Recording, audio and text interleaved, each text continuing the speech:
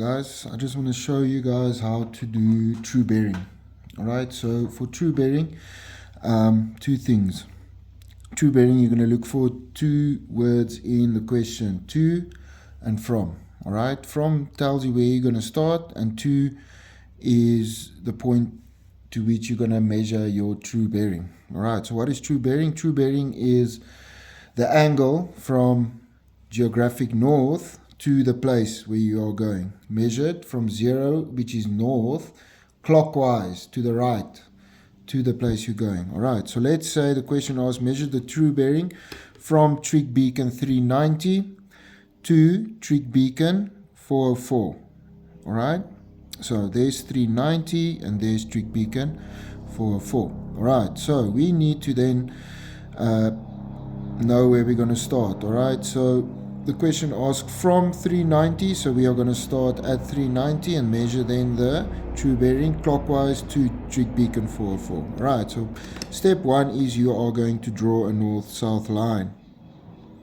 Okay, make sure this line is nice and long enough so you can align your protractor correctly. Okay, there's the middle, and we're going to Trig Beacon 401. All right, so from Trig Beacon 390 to 401. There we go. Make sure that line is long enough so you can correctly read on your protractor.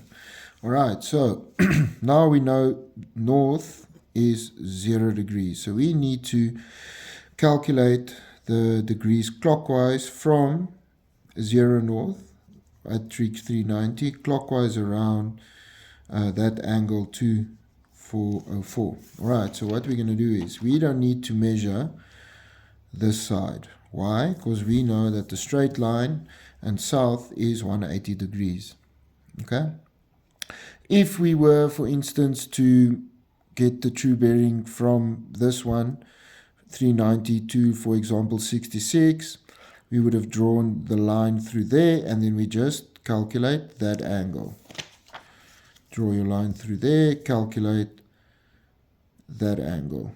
All right, if the true bearing would have been to that one. But now we said we're going there, so we know that is 180. So you're just going to keep it that way. You don't have to measure it. All right, so now we need to get is that angle and plus it to 180 to get our true bearing.